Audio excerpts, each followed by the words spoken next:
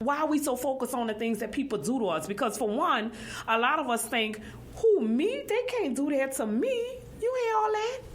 If they did it to Jesus Christ, they can surely do it to you. Yeah. Right? And it's okay, because it's part of the process. Right. Don't curse the steps of it's part of the process. Right. Wow. So when people start betraying you and I'm on the right path.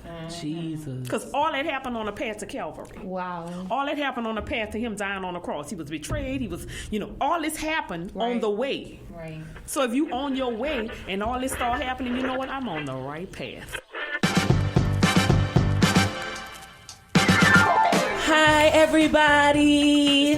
What's going on, people? Welcome back, y'all. We're so happy to be back in this space. It's always so fun when we get to come in here and do what we love, and that's encouraging and uplifting our beautiful women all around the world. What's up, ladies? I hope you guys are feeling amazing. We have an awesome topic today on the best podcast, which is Building Essential Sister Truths. You ready to tell your truth? I love hearing that name. Like, my truth is, I love when we say our name like best. Like, it just makes me feel like I just need to be my best every time I come in this thing. Like, every day. Yes. And we're being our best, not just on our jobs or not just in places where we have to save face, right? But we're being our best in the grocery stores. We're being our best when we're at home sitting on the couch. We're being our best when we're out supporting our sisters or brothers. We're being our best if we at the nail shop and we see another sister walking by, we saying, you cute today. I'm even being my best when I'm cleaning my plate. You hear me? I got to do that in the spirit of excellence,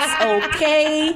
That part. So, guys, like she said, we have a really great topic on today, but I even want to really get into it just yet. Okay. I kind of wanted to think about a time when I kind of lost all hope and I had to be strengthened back to keep on going. I'm trying to think about a time, let me just look back a little bit. A time when I felt as though I couldn't. That part. When I look back over my life. Come Guy, on and think you things so over. good. He's Won't he do so it? good. Guy, I'm just thinking about it. Look, I'm acting like I'm talking right he on the radio. But it's when you look back over your life and you see what God has done and where he's brought you from, people would not believe the life I used to live, and to see me now y'all. They're like, who that is? Girl, I got every reason to smile, every reason to leap, every reason to praise, because he is so good. Listen, if really if he can save Errineisha, everybody in the world. Mind your business. Listen, everybody. Mind your business. See, she always getting on here trying to clown me, but it's all good and fun. Because guess what? That's our sister True. You hear me? All right. Listen, so, we have the same bloodline, so you know. Come on. It don't fall far, but you know.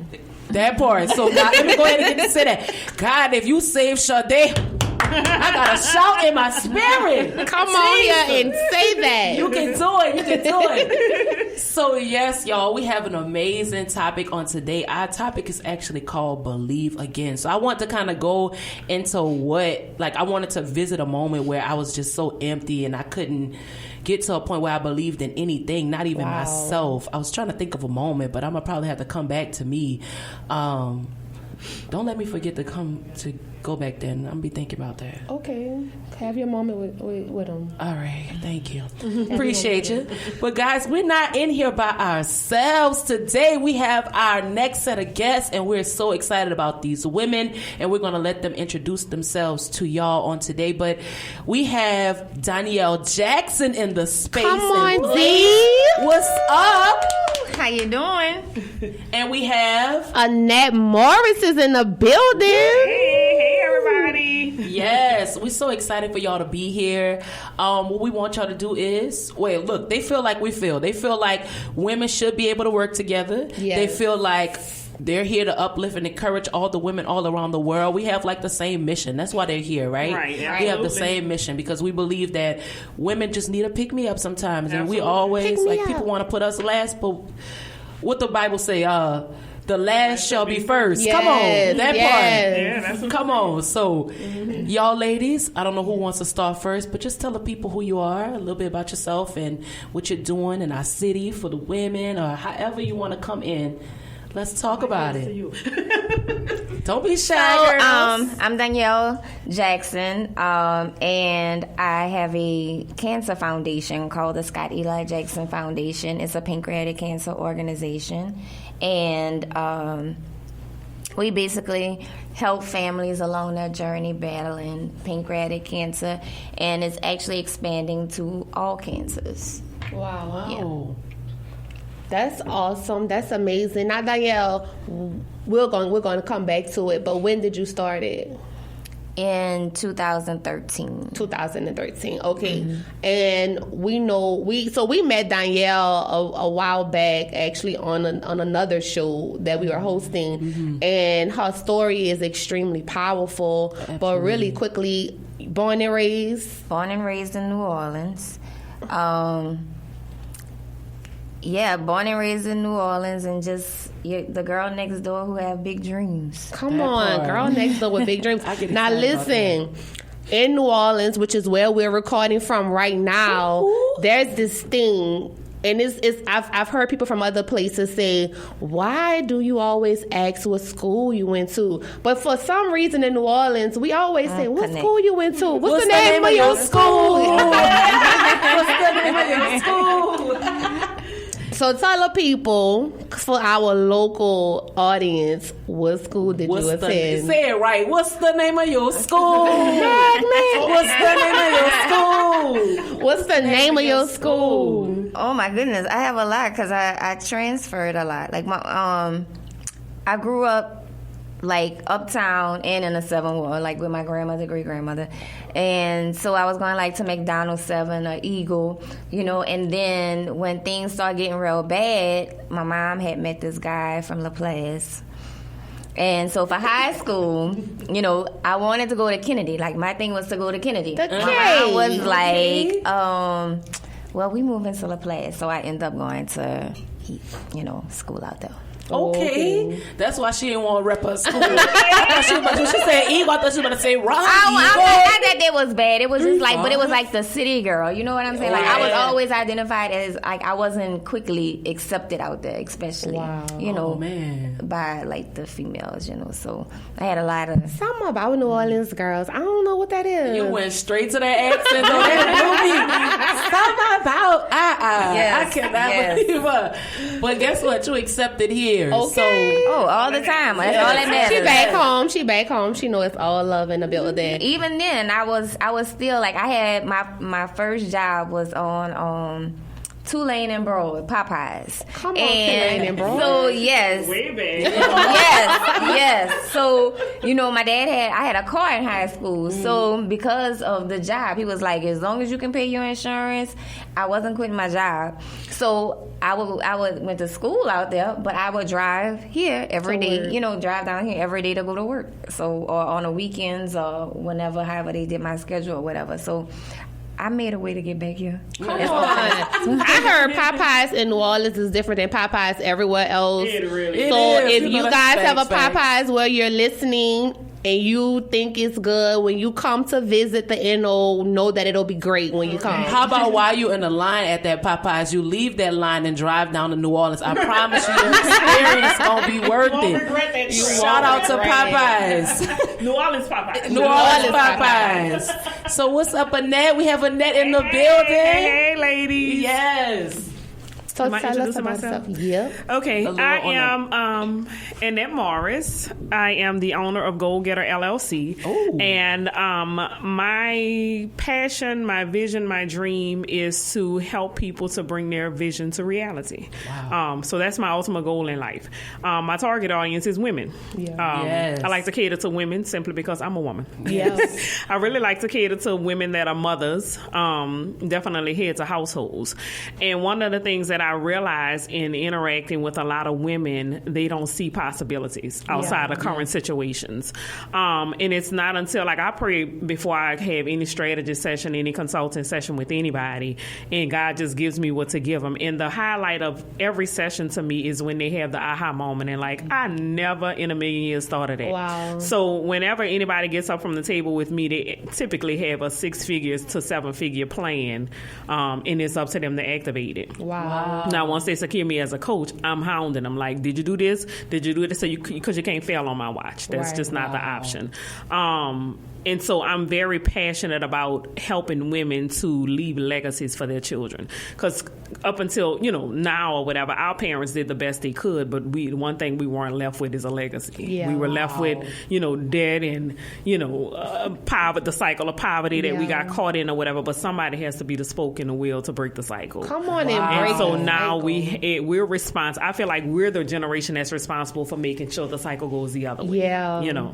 Yeah. So that is amazing. We talking about generational blessings, okay? Amen. So you got to get up and believe again, Right. for the next generation. And it's so great that you went straight into the blessing thing. People were like, we talked about this. People would like mostly go to the curse part. They would talk about the generational curse. You immediately start talking about let's build the legacy. Let's Absolutely. create the blessing. Right. Absolutely. So I appreciate that. Because you whatever you feed, that's what you give strength to. So I care Come not to on. even acknowledge it. You know what I mean? Like, it's happened. It's the reality. But hey, let's create a new reality. Come on. You know? That's what I'm talking about. I just had a discussion with two ladies the other night, and I was trying to say the exact same thing you just said, but I think that the way you said it is I probably would have been understood better. But Yeah. I said it my own way, but I probably should have said it that way. Yeah. Y'all probably, she was one of them. Y'all probably would have understood me because they dragged me. Anyway, we going to stay on the best podcast. Believe again, guys. Look, it's our essential sister truth. Like, we got to tell the truth. Like,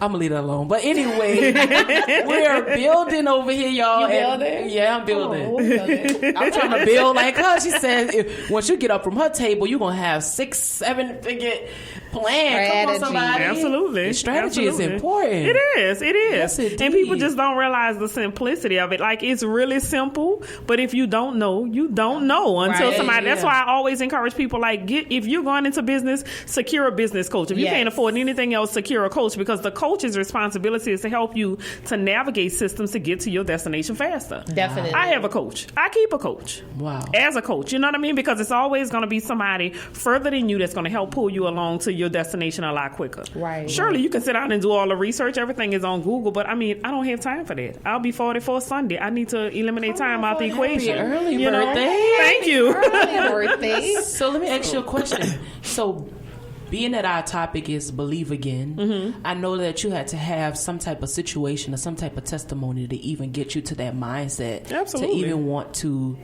do that type of thing for women or even yourself, to even care enough. There have to be some type of experience that you've had that made you go into that mindset. Because people don't just wake up and say, I want to make sure everybody good. Absolutely not. You So know. do you mind going into that story to give us a reason of what had to help you believe again? Or did you even get to a point where you didn't believe, had to believe again? You mind sharing that story with us? How many hours we have to? Let me find a short story. I was born and raised in the Melpomene Project, right? That's single uptown, mother. y'all. You heard me. Uptown New Orleans. So born and raised in the Melpomene Project, to a single mother, right? Typically, the statistics are bleak for people that are born and raised to single mother households in the project in poverty. But I always knew that there was something more to life, right? And we lived on Martin Luther King, which was the outer part of the project. So when you would look out the window, you see the outside. I didn't see all project. I saw the outside. Right. And so I can remember as a child always looking out the window like there has to be more to life, right? Just wanting more. And then I ended up going to McMain from 7th to 12th grade. So I ended up meeting a lot of people that had more, and that allowed me to see more, right? So I wanted that. Whatever that is that's outside of here, I want a taste of that, right? Absolutely. And just aspire to be more, to have more than what my current circumstances were, because I just didn't like it, right?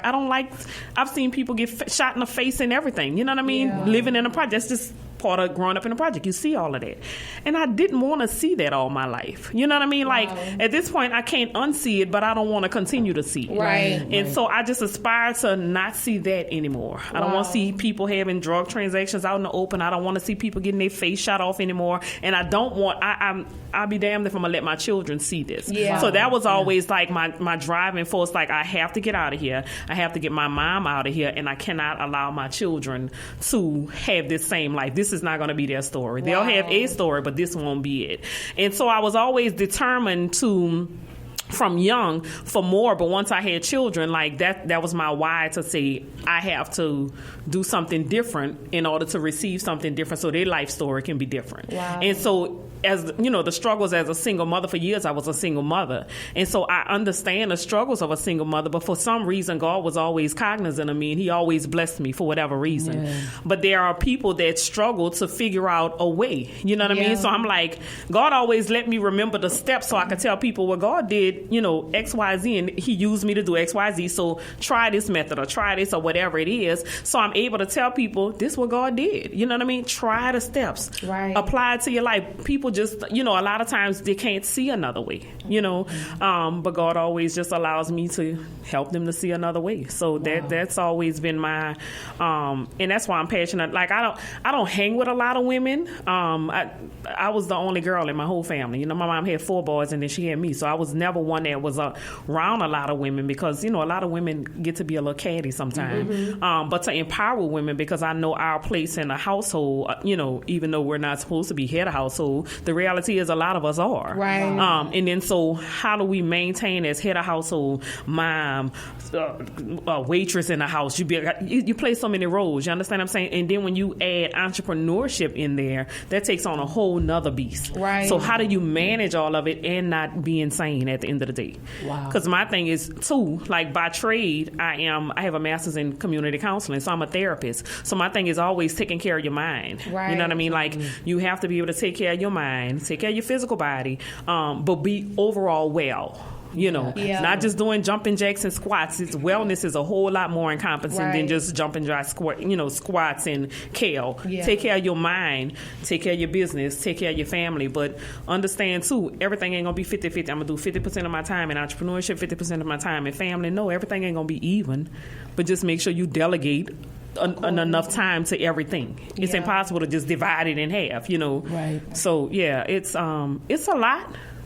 It's definitely a lot. I've been through a whole lot. But God just gives me the strength to keep going. You know, sometimes I just throw in a towel and God just pick it back up and say, you dropped something, keep on going. I know you didn't really throw that in. You just dropped it. Let me pick it up for you and keep on. I tell people, I give God my pink slip at least 3 times a day, and He'd be like, girl, bye.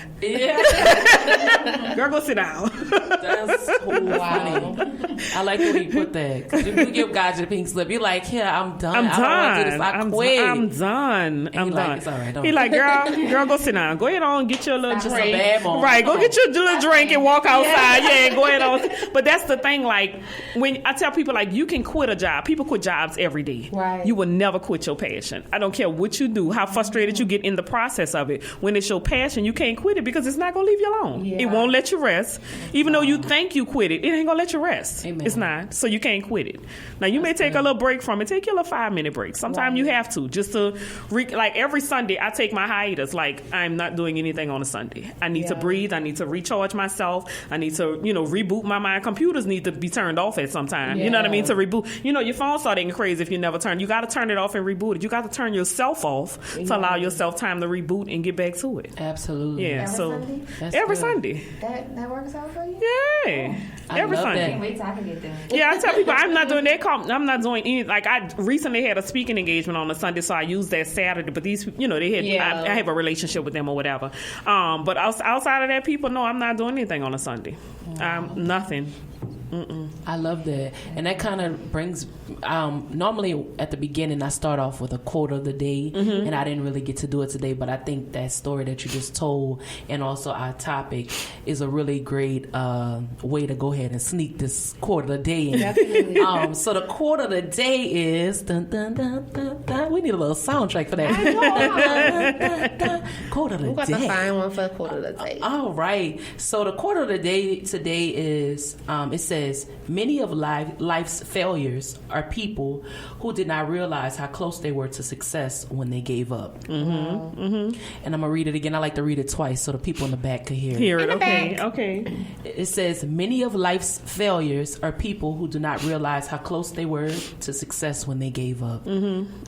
How I mean, just think about that. Yeah. I don't want to take away from Donyell's time because we want to make sure we get you in, but just take a minute to really think about that. Right when you're about to reach that moment of success that you've been putting in the groundwork for, you throw in the towel. How many of us do that? How many? Right around the corner. Times a day? How many times of the day do you do that? Like right when you're about to get that very thing that you've been waiting on, you're like, I'm gonna go ahead and throw that. I'm tired. Exactly. Yeah, I'm tired. So I like what you said about that. Turning off the phone and turning off your body, shutting down, letting yourself reboot, just like a computer. It's a daily use thing. It's a great tool to have, but you got to turn it off sometimes. Yeah. Amazing. Donyell, where you at, girl?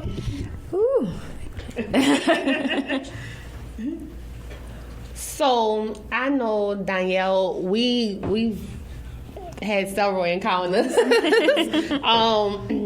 with you and your organization, but your story, I think, is probably one of the most powerful stories I've ever heard. And I'm like, I don't even know how she I'm literally every day. Every time if I start complaining about something, I'm like, all right, Shardae, people really going through stuff. Like you mad at a document not opening. You know how you get frustrated over little stuff, and it's like people really fighting for life, right? And so you've had that experience of not only fighting for your life, but fighting for your husband's life at one point in time. So tell us how you were able to give us a brief synopsis of the story, but then tell us how you were able to believe again, because in the midst of the storm, in the midst of pain, in the midst of heartache, you were able to really build. And it's hard to build in it. Like when you in it, it's easy to build like when you're on the outside, but when you actually in it and life get real hard, it's almost impossible because you're trying to balance and maintain your own mental health and, you know, try not to crack. So how were you able, tell us what happened and how were you able to keep going? Believe again. So now kind of looking back, so in 2013, my husband was diagnosed with stage 4 pancreatic cancer, and right at the cusp of, his music production career taking off. We were moving to Atlanta to kind of, pursue that. He had just got, a deal to do a song on the soundtrack to a movie. And, everything was moving fine. We came back to New Orleans to kind of get things straightened out here, and doctor's appointment, went to that, and they thought it was acid reflux, IBS. And me being the person that I am, and by trade, I'm a respiratory therapist. Never worked in the field yet, but the schooling, you still got to do all of that. God just has a way of moving you where He wants you to go. So I never have a plan, a long-term plan, and the things that I went through just kept reconfirming that for me, So anyway, they told us we got the test done. They didn't want to do it initially because we didn't have health insurance. Right. And being self-employed, a lot of us don't. Right. And they wouldn't do it. So I'm like, put it in writing. My medical background, if it's in writing and something happens, you're accountable for it. So they ended up calling us back and they did the test for us. And it was stage 4 pancreatic cancer, and he had 30 days to live. My birthday was approaching. Just found out I was pregnant. Everything seemed to be on the up, and then it just seemed like we were in a snow globe and somebody shook it up. Wow. So, of course, we didn't make that move to Atlanta. We stayed here because family was here. Lost the baby on our anniversary, And then he basically kind of gave up after that because his thing was he was fighting to see, the kid born. And then he passed away exactly 2 months later, December 7th, in the hospital. And so what kept me going was like, I wasn't going to allow his loss to be in vain. Right. Because he was one of those people that changed his life tremendously. He was another one that came from one place and then had to fight to become something else, And I know I'm supposed to be making this story short, but I guess I need to just write a book. But definitely waiting on this book. Because in the midst of that, you still had your struggle. Yeah, 4 years to the date of his passing, I was diagnosed with stage 3B breast cancer. They were scared initially to tell me whether it was 3 or 4 because they wasn't sure if it had reached. They knew it was bad, but they didn't know how bad. And so I was kind of in the middle of stage 3 and stage 4, so they called it 3B because it did reach my lymph nodes. Okay. So, but the irony of that, I had just had a mammogram a few months before that, and nothing showed or was there. I don't know what happened. And like in a matter of a few months, it was stage 3. And so they had to treat me very aggressively for like over a period of a year. And so I was super sick all year, but in the midst of that, it was like I couldn't allow other families that was going through this to, like, I don't want to say get lost, but I just felt like it was still a part of me still fighting for them. Right. Yeah. And so I was still delivering care packages in my hospital gown. Because you started, so after your husband passed, you started the foundation. Right. Mm-hmm. And in the midst of having the foundation, you were diagnosed with cancer yourself. Yep. And so you went from caregiver to patient. Mm-hmm. And then in the midst, you're still actually fighting and helping people, because you were this time last year. I remember you saying that you were still in the hospital getting treatments, right? Yeah, last year this time, I was getting chemo. And I love how a part of your story, when we did hear your story, the story was so amazing to me, and it goes into what you were just saying about your care was for the other people that were going through it. You didn't want to see other people struggle or see you struggle, so you had to push for them. I even like the fact that you were making your own skin products for you and other people that are around you. So because people think that when you're going through chemo and stuff, you're supposed to look all sickly and different things like that, but you were like, no, that's not the case. Like this, I have moisturizer, I have this, I'm going to use some things to keep us beautiful and keep us going. So talk about that part of it. Yeah, the thing with me, I was blessed to have a lot of people surround me with love and keep me uplifted, and I didn't see that with a lot of other patients that was receiving chemo. A lot of them was coming by themselves. I mean, I had so many people come with me, they had to wait in the waiting room. Like, they literally was putting people out, like, not putting them out in a bad way, but, like, y'all have to switch out. Right. So what they would do is, like, sit with other families that didn't have. And my aunt would sit there and make bracelets for them, or she'll be crocheting, blankets or whatever the case may be. But we had to share the love. Yeah. And because most people lose battles like that because they begin to sink into a dark place. Right. And it becomes, you lose the battle mentally. And when you lose that first, you lost it all. Because when you feel like, what's the sense of living? What's the sense of doing this? Nobody don't care. Nobody love me. I can't do all of this by myself. I still got bills to pay, but I can't go to work. I was blessed to have all of that. I couldn't work. So, but I had my family there, and both of my parents divorced, over 20 years, living in separate states. Both quit their jobs and moved back to New Orleans and moved in with me. And that was a burden on me. And although I loved that they did that, and I was very appreciative, and still is, it still was a burden. Like, y'all, they have home, especially my mom, my dad. His situation was a little bit different and a little more secure. He ended up just buying a home here, and he kind of retired from his job. But with my mom, she still had her house back home. It wasn't a permanent thing for her here. Right. It was just here to get her daughter well and then go back home. But she didn't have a savings, and you know what I mean? Like, Right. she didn't have retirement and all of that. It was just like, my daughter's sick, I got to get back home. Deuces,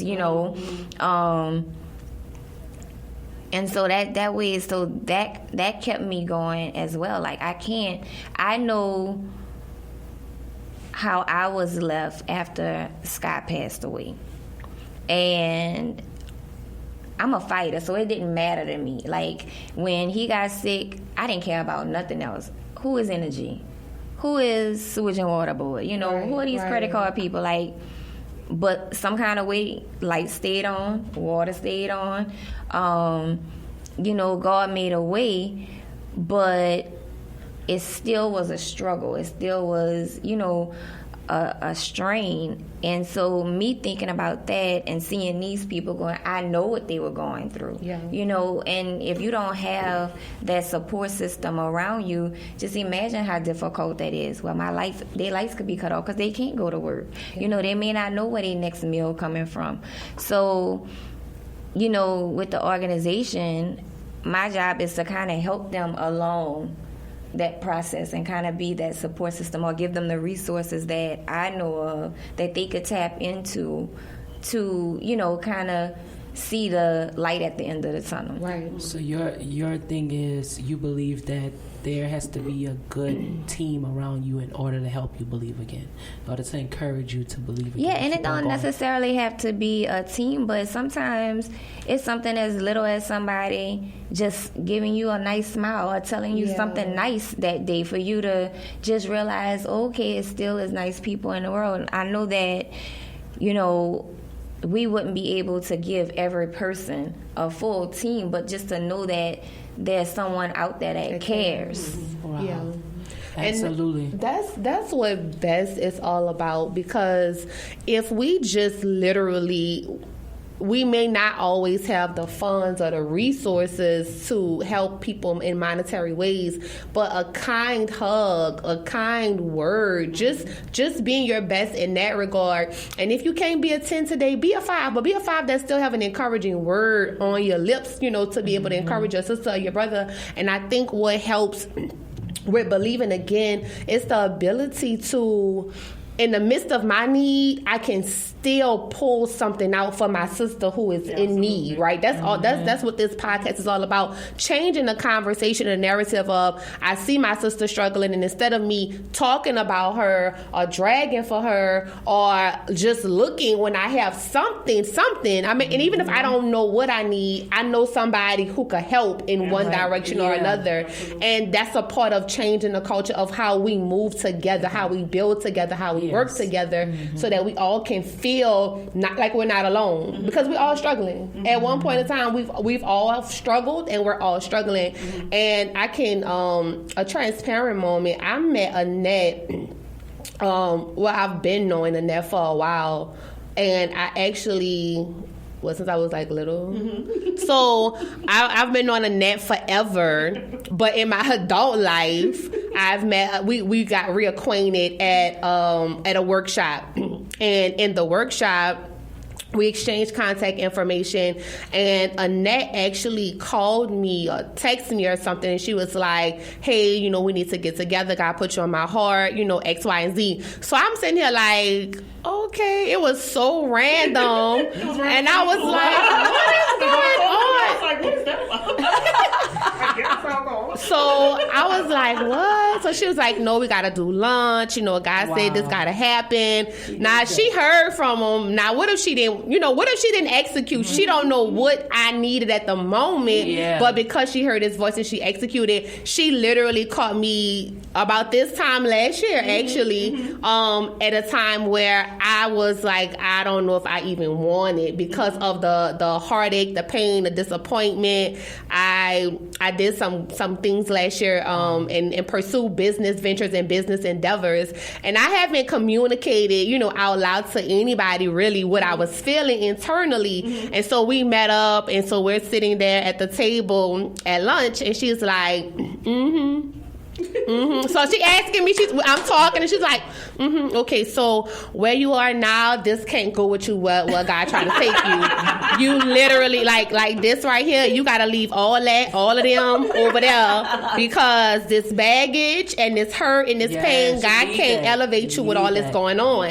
And so for God to take someone that's not in my everyday life, right? So put me on the heart of someone, and then for her to just read where I was going through, for her to be able to discern, for her to be able to discern where I was at the time, and not only discern it, but call it out, because she called it out, and not only call it out, but listen, have a listening ear. And then what we should do, what I think we struggle with, after your friend or a stranger or anybody identify with where you are and it's not a great place, at that moment we got to always leave people on full. And so I was in an empty place, and in a scared place, and in a vulnerable place at the time, but she was her sister's keeper, and she literally spoke life into me, because I was like, I don't know if I can do it. It's a lot. I'm stressed out. I have this going. I think it's all going to just flop, at this point. And she was like, no, it's not going to flop. You're going to get back in, and you're going to do what God charged you to do. And Annette was only able to do that because she had already been where I'm trying to go. Absolutely. Right? And so you want to elaborate on that? Like, she literally had already been where I was going. Well, initially when I contacted you, I was like, I don't even know why God told me to do this, but I'm being obedient, so we need to get to lunch. And so I knew that once we got in the place, God will reveal what the purpose was for the meeting. Right. But it's really funny. Like yesterday, they had this little video on Facebook or whatever where they had the mama cat and the little baby cat, and the little baby cat was looking, and he was scared. It was a box that he was trying to get into, and he was scared. And he took a few minutes or whatever, and I guess the mama cat got tired, so she pushed him in the box or whatever. And I thought it was so funny. I shared it, right? It was really funny to me. And one of my clients said, "This is kind of your way of coaching." I said, "That's probably why it was so funny to me, because I tell people as a coach, I'm not a babysitter. I don't hold hands. I'm a coach, right? Wow. So I don't hold hands. I'm going to get you to your purpose. If you tell me, hey, I'm ready and I need you as a coach, then that means we ready. We going until the wheels fall off. Right. And when the wheels fall off, we're going to replace them with some used wheels or new wheels, but we going. We're going to go. And so when she was telling me everything that was going on with family and this is that or whatever, I've been an entrepreneur for almost 9 years. I know that family fall off. You understand what I'm saying? I know that family will not support. I know that friends that you start out with will not support. That's just the reality of it, right? But that's not their job, right? What you have to understand is whoever I started out with, friends, family, or whatever, if they were going to get me to the next level, I would already be there, right? That's the word. But God is Jehovah Jireh. Yes, He is. Jireh means provider, right? Yeah. He will provide everything you need and every provision you need for the vision that He gives, right? So every vision has provisions that He will give you if you continue to walk in faith and honor what He says, right? But you won't get the provision sitting. That's why it's called faith is action, right? Faith is a verb. You can't sit there and talk about, I believe. How?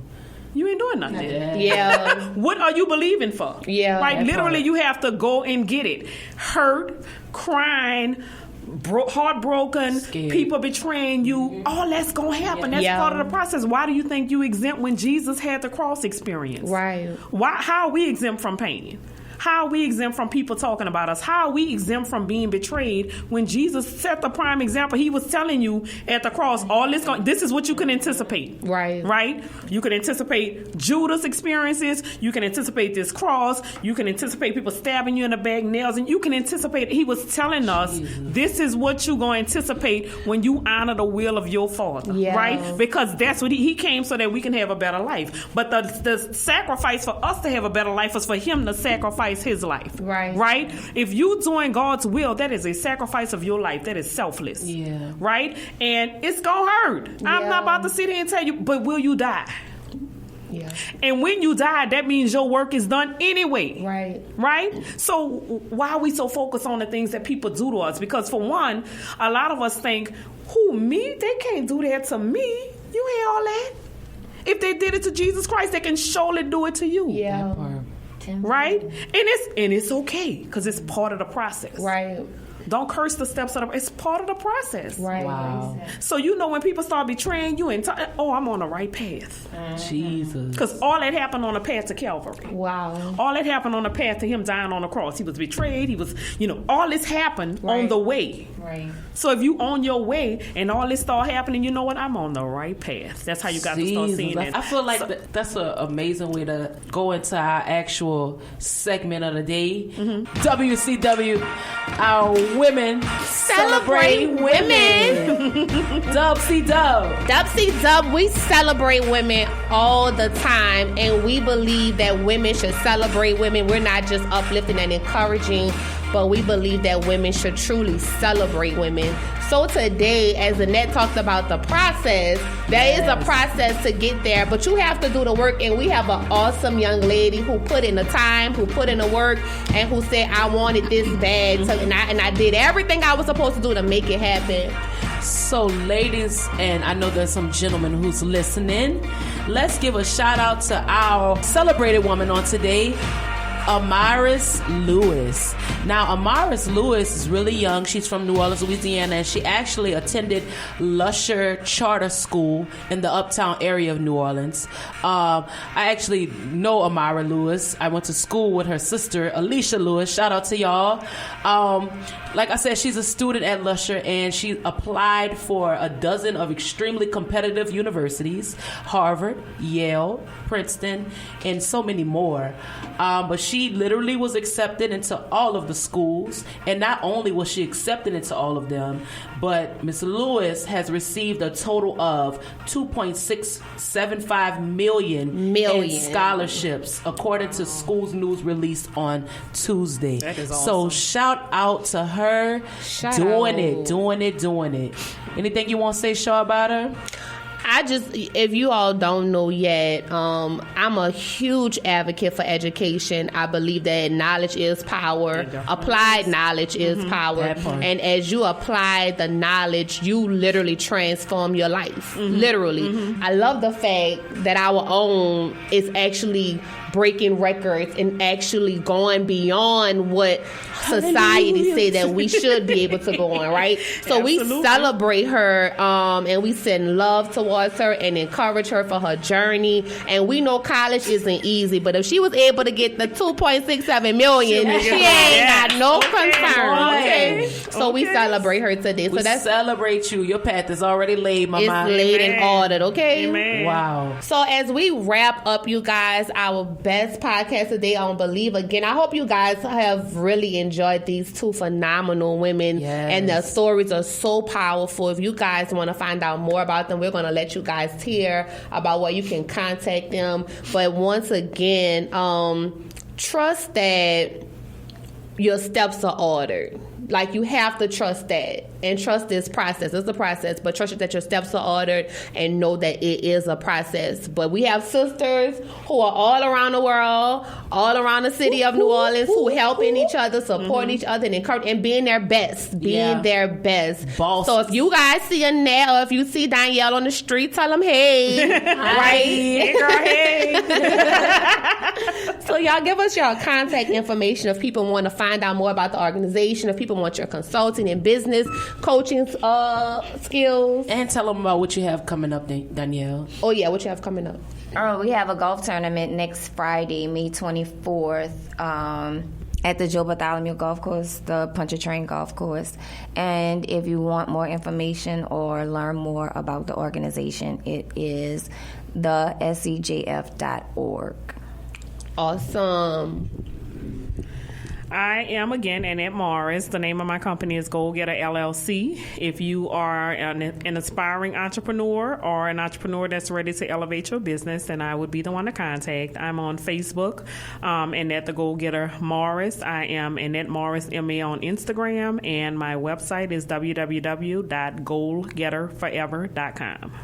Wow. Now, before we close out, Donyell is modest, right? So we're talking about believing again. Now, you all already heard that her husband had cancer. She started an organization. She had cancer. She still have the organization. She pressing. She's also an entrepreneur herself. She doing her own business thing. But she always forget to highlight this rock on her hand. Come and on. we got to know that in the midst of all of that pain, God brought love again. So let's real quick... Yeah. Let's talk about the love again moment. Believe again, love again. Well, the love came out of nowhere because I wasn't in a relationship when I got diagnosed, but it was someone that was interested that I just wanted to keep, as friends, because you never know how it's going to end up, and I really cared about our friendship, so I never wanted to take it there. But when he found out, I had cancer, he stepped in as if though that was his responsibility, and he was just like, you have to fight. He showed up to every doctor's appointment, first one, every treatment, everything. He made sure I had what I needed when I needed it, before I needed it, and then I can remember him saying you need to fight so you can walk down the aisle, and I'm like, whatever. Come on, persistent. Okay. Yeah, and so he set up for every milestone that I had in my treatment, he gave me a party, whether I could stand up or not. I can remember literally him renting Airbnbs and me just laying on the sofa while, he invited all of my girlfriends, family, cousins just surrounding me, and I'm on the sofa just finishing chemo.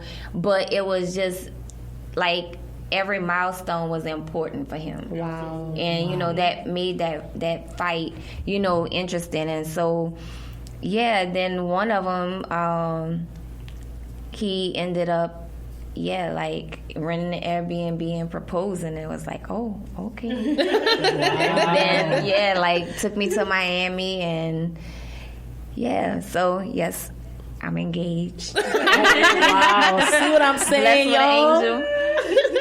Wait, I'm sorry, you had anything else? Yeah, I said blessed with an angel, but I felt like he was to me what I was to my belated husband during his battle. So I felt like he was sent, my husband, my belated husband sent a new husband to be there. And for me to open my eyes, girl, I keep telling you this is the man, why you keep looking over? So it was God had to put me in a situation not only to feel him again, because after my husband passed, I was numb to everything. I was numb to life. I was numb. I still believed in him. I still prayed, but I didn't feel him. When you have a relationship with God, there's a difference between a relationship and then just praying and just knowing him. You could actually feel him. Things will happen that you can't explain, or you can't tell anybody because they'll think you crazy. So it took me getting diagnosed to have all of that to come full circle again, to feel God's presence again, to find love again that I didn't think I was going to find again. But also, during the process, I was told that with chemo, I will never probably be able to have kids again, because it not only destroys the bad cells, but it destroys the good cells, and it can't tell the difference. So, his thing is, well, did God tell you that? I'm just I'm just letting you know, because that becomes also And he was there when the doctors told it to me. He was there through the whole, process, so he heard everything. But in his mind, it was like they don't have the final say. Wow. Amen. And not that mattered to him. He was like, and even if we won't be able to have kids together, that doesn't matter to me. I want you. And as a woman, we feel like if we can't come with a full package, it's a burden sometimes not to be able to feel incomplete as as a woman. And so, he just taking me as I am. Amen. See, that's what I'm talking about, y'all. That's the reason why we had to have these women in here on today with their powerful stories, giving you hope and letting you know that there is possibility in every single thing, in love, even in your finances. So go ahead and believe God for your next financial blessing. Believe Him for your next promotion. Just believe again. So wherever you are, take a minute to thank God, because we know for sure here we are building us to empower us. Building us to empower us. And building us to empower you. Yes. Glory. We want to thank you guys for listening, and we will catch you next week with Testing in the Pressing. Don't forget to subscribe. So, guys, we want to thank you again for listening to the best podcast where we are building essential sister truths. We are your hosts, Errineisha Taylor and Shardae Womack. We want you to follow us, subscribe, post, and share. And guys, continue to love on us. You can find us on Facebook at Building Essential Sister Truths, and on Instagram, Twitter, and YouTube, Best Network Live. We love you guys. And we're building us to empower us. See you soon. See ya.